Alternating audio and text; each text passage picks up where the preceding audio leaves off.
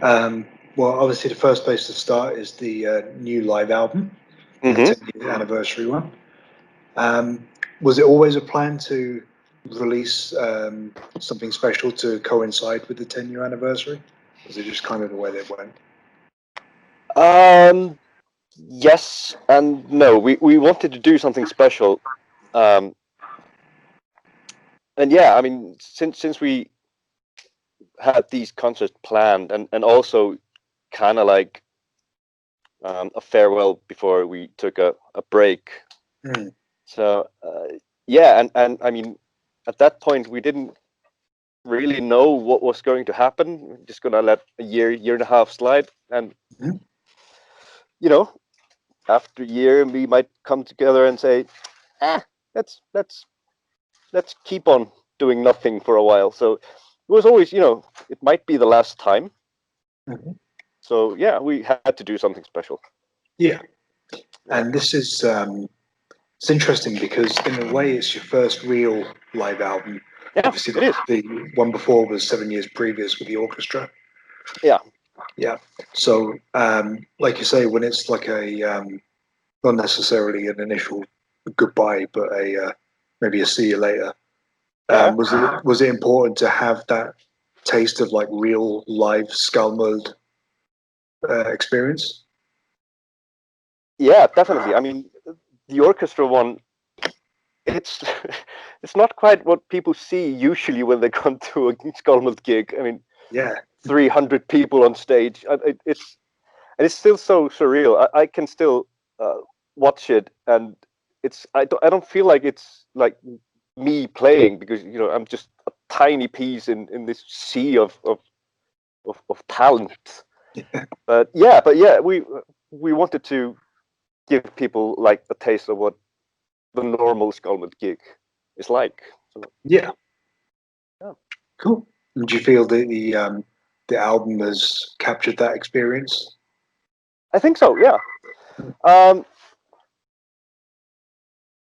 Basically, what you get on the album is what was going on that night. There are no like overdubs or nothing. We just we didn't even think that much about it. Our sound engineer did the live recording, and then Flex, who produced our first 3 albums, mixed the album, and we kind of didn't think about it at all until I think like 3 months later, where we got an email with a mix. We go like, whoa, okay, I didn't even know they were mixing it already. So it's just basically we did our thing, and that's what you get. No fancy editing and stuff. So. Yeah, well, that's pretty cool. I mean, I know there was like a string of shows. You did like 3 nights in a row. Yeah, and I believe Friday, which is the one on the album, and Saturday was recorded. Obviously, actually, I think it's the Friday. I think it's a Friday gig that's on the album. Yeah, that's what I'm saying. Friday was on the album, but I think you recorded Saturday. Yeah. That's true. Yeah. So, I mean, I like it better when it's just one night, when it's a whole show. I mean, that adds more to the live. You get more of the live experience from knowing that. Yeah. Yes. And yeah, I don't know. We didn't even listen to the other.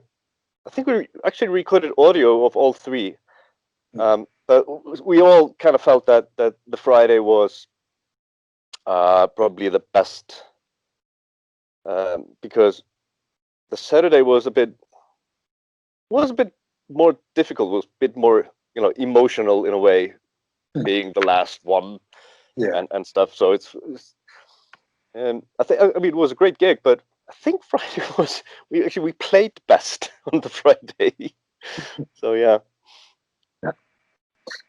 Kind of strange saying that when you haven't heard the Saturday recording. Yeah,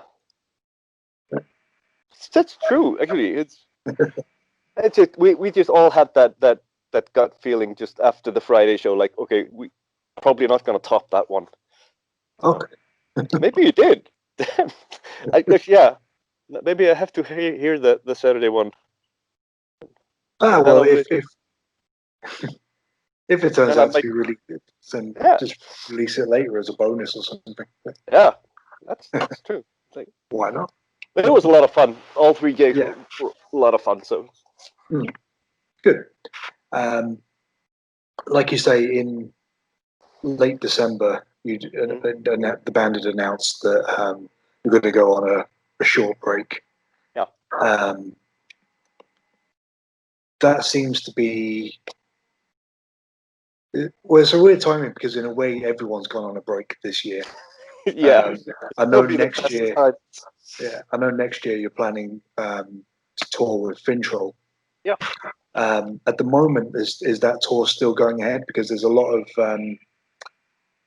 tours are up in the air right now with obviously the pandemic. So yeah, it seems like, well, as far as I know, yes.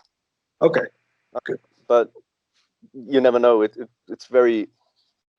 looking quite bleak in Europe right now. So that's the same here, actually. So.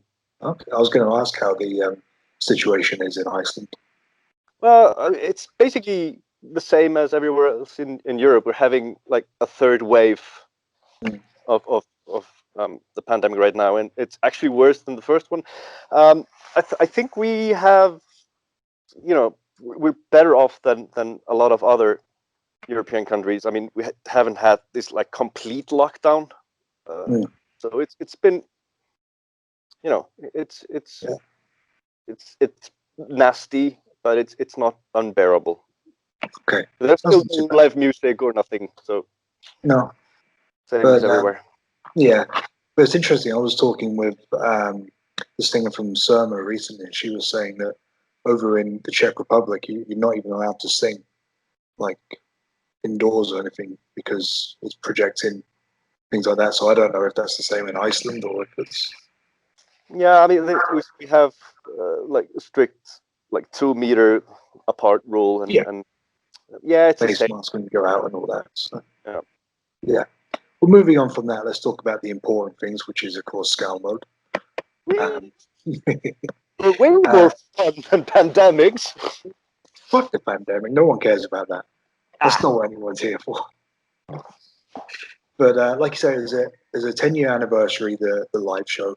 So with that being said, how did you decide there and then that it was to be a full-on celebration of the whole catalogue?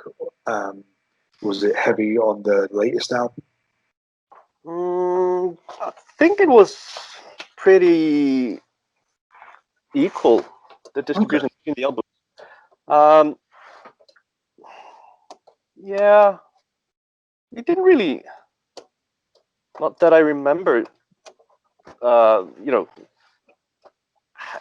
we didn't do anything specific. I mean, it was just like usually we just try to put together a live program that kind of flows. Because it's a bit longer set than we usually play on the European tours. So it's but it's pretty equal between albums. Yeah. Okay. It must be quite challenging to put together the set list because obviously Skálmöld albums are very theme driven. There's normally a concept or a story to revolve around. So it must seem kind of strange when you're putting together a live show. You want to make sure that it's not too splattershot, for lack of a better word. Yeah. Not really, because even though there are themes, I mean, all the songs, they kind of stand on their own, like individually. So I mean, we don't really worry about the theme of the songs that much. It's more just like like the dynamics in the program must be right, and that's the main thing, really. Yeah, but mentioning the latest, I hesitate to say real album, the last studio album. Sorgir. Yeah. Thank you for saying it before me because I was going to butcher it. You know I was going to butcher it. That was actually fine. Okay. So now that the dust has settled on that album a little bit, how do you look on that album compared to previous Skálmöld releases? I like it. We decided, like, lyrics wise, the theme is a bit different because we've been working a lot with the old Nordic mythology stuff. On this album, we decided to go more with Icelandic like folklore and folk tales, and mostly ghosts. We have a lot of really gruesome ghost stories in the Icelandic folk tales. So we kind of shifted from the Nordic mythology to those, and it's basically 4 stories told from basically people who have some horrible things happening to them, and then 4 songs that explain why they happened from the side of the ghost or the monster who actually was put things in motion. It was a lot of fun actually recording it. It was had a great time, and I think it's, like, playing wise, it's probably one of our best. And nice. Yeah, I was quite happy with it. Yeah, I mean, I really like the lyrical concept. It reminds me of the old Japanese film Rashomon. I don't know if you've seen that, but it reminded me of that, where it's different perspectives and all kind of thing. So it's different as well for a concept album or anything like that, because those albums normally tend to tell like one story beginning to end. Here's your heroes, here's your villains. But to have something that's not as black and white, it's very interesting, and it also fits Skálmöld very well, I think, in that Skálmöld has that harshness, but it also has that melodic and beautiful side to it. So it's really it's almost a lyrical representation of Skálmöld's music, let alone the music. Actually, how thought of it like that, but I guess it's right, and it's very interesting that some of these monsters or ghosts are actually something that's represented in, I think, most folklore, where, for example, Mara, which is the last ghost. Mara is somebody who's basically, she lies on people when they're sleeping and suffocates them, and it's Mara is basically the origin of nightmare. Okay. And it's, you can find that monster almost everywhere. You look, there's always something that like night paralysis kind of things. Yeah. So it's very interesting to look at like folk tales and folklore. Yeah. It's a never-ending source of lyricism, especially in heavy metal music. So yeah, exactly.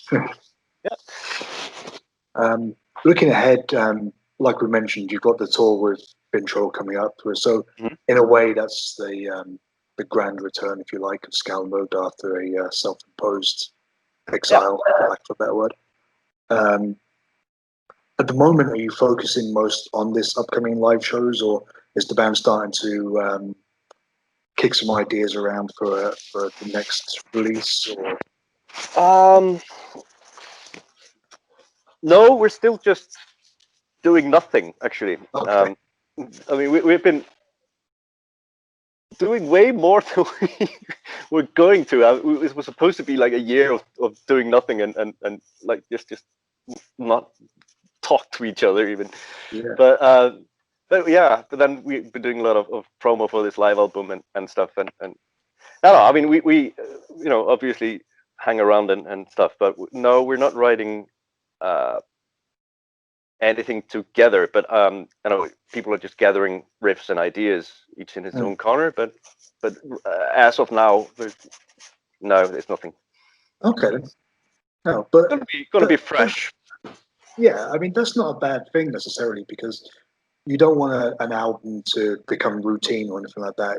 We want to make an album when you feel artistically fired up and everything. So, we've basically always written the albums like that. Everybody comes with a bunch of riffs and ideas, and then there's like a workshop, like a melting pot for a few days, and so it's nothing unusual in a way, but yeah, we don't really, meet up and ride together a lot. No. Basically, just when we meet, it's just like bunch of ideas, and then it's just like puzzling things together and going, okay, I think this fits with that one, and stuff like that. So cool. Well, hopefully I'll be able to catch you with Finntroll on the road next year. I hope hopefully. So. Yeah. That being said, I should really look up and see if there are actually any UK dates before. Otherwise, I'm just going to have to get on a boat and go see you somewhere else. I don't think there are any UK gigs on that tour. That might, yeah, maybe it's because we don't really know what's going on with the UK at the moment. It's shit. Yeah. But the UK's always been shit, so I wouldn't say that, but I think it's quite difficult right now because bringing in equipment and stuff, and you don't know if you're gonna have to go through customs like you're like leaving Schengen and Europe and stuff. It's like logistically it's weird right now. It will sort itself out. Let's hope so. Yeah. But, with that being said, I just want to thank you very much for taking the time to speak to me this evening. Yeah, thank you. It's been eye-opening. So look after yourself and hopefully see you on the road. You too. Bye now. Bye-bye.